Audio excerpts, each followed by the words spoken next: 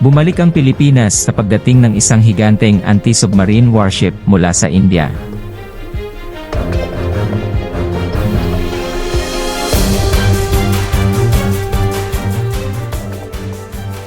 Sa isang makabuluhang hakbang tungo sa pagpapalakas ng mga kakayahan sa pagtatanggol sa dagat, ipinagdiwang ng Pilipinas ang pagdating ng isang mabigat na pag-aari, ang Kamorta-class, na anti-submarine warship, na sagana sa regalo ng India.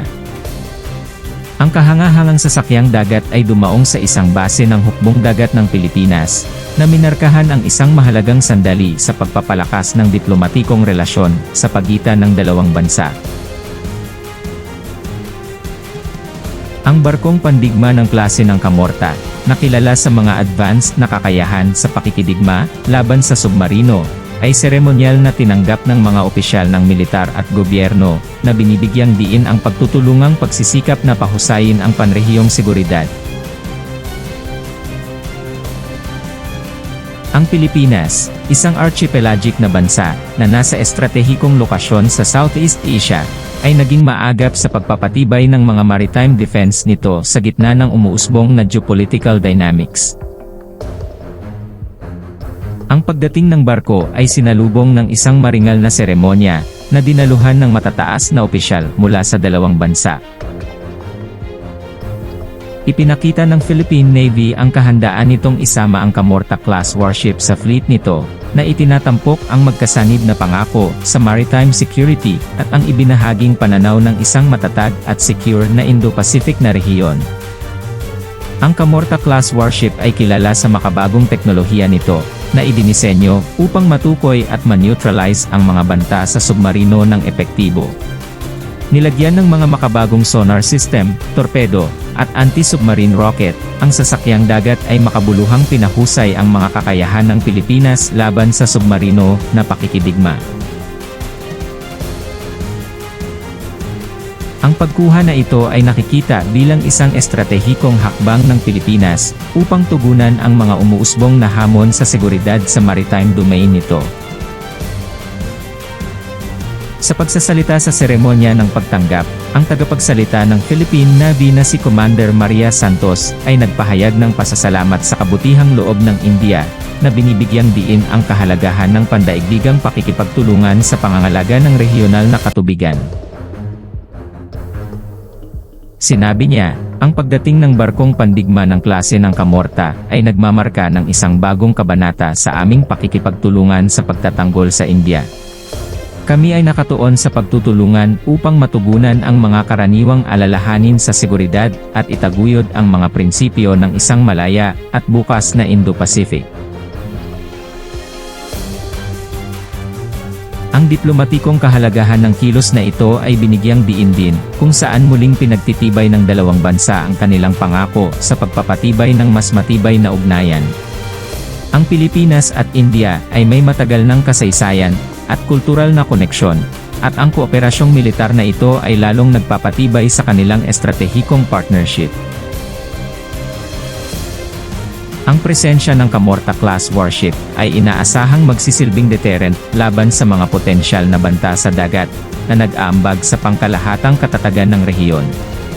Habang patuloy na umuunlad ang mga alalahanin sa seguridad sa dagat, hinahangad ng Pilipinas na pahusayin ang mga kakayahan nitong pandagat upang epektibong tumugon sa mga umuusbong na hamon tulad ng mga hindi pagkakaunawaan sa teritoryo at ang pangangailangan para sa makataong tulong at tulong sa kalamidad. Higit pa sa kagamitang militar nito, ang pagdating ng barkong pandigma ng klase ng Kamorta, ay inaasahang magbukas ng mga daan para sa pagpapalitan ng kaalaman at pagsasanay sa pagitan ng mga puwersang pandagat ng India at Pilipinas. Ang pakikipagtulungang ito ay nakikita bilang isang hakbang tungo sa pagbuo ng isang mas pinagsama-sama at interoperable na arkitektura ng seguridad sa rehiyon. Ang pagkuha ng Pilipinas ng Kamorta-class warship ay naaayon sa mas malawak nitong pagsisikap na gawing moderno ang sandatahang lakas nito at magtatag ng isang mapagkakatiwalaang postura ng depensa. Sinasalamin nito ang pangako ng bansa sa pagtataguyod ng mga internasyonal na batas sa dagat at pagtiyak ng kaligtasan at seguridad ng mga katubigan nito. Bilang konklusyon, ang pagdating ng Kamorta-class anti-submarine warship sa Pilipinas ay isang simbolo ng lumalagong partnership sa pagitan ng India at Pilipinas sa pagtugon sa mga shared security concerns. Ang strategic acquisition na ito ay hindi lamang nagpapalakas sa maritime capabilities ng Pilipinas, kundi nagpapakita rin ng collaborative spirit na kailangan para manavigate ang complex geopolitical landscape ng Indo-Pacific region.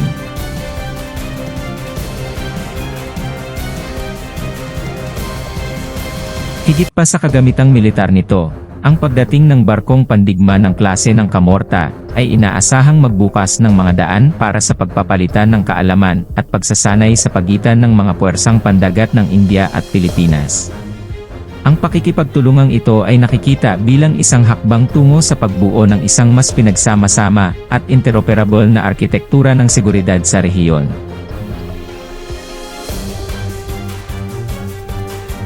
Ang pagkuha ng Pilipinas ng Kamorta-class warship ay naaayon sa mas malawak nitong pagsisikap na gawing moderno ang sandatahang lakas nito at magtatag ng isang mapagkakatiwalaang postura ng depensa.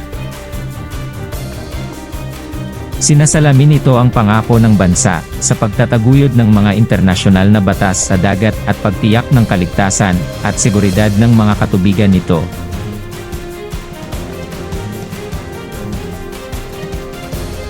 Bilang konklusyon, ang pagdating ng Kamorta-class anti-submarine warship sa Pilipinas ay isang simbolo ng lumalagong partnership sa pagitan ng India at Pilipinas sa pagtugon sa mga shared security concerns.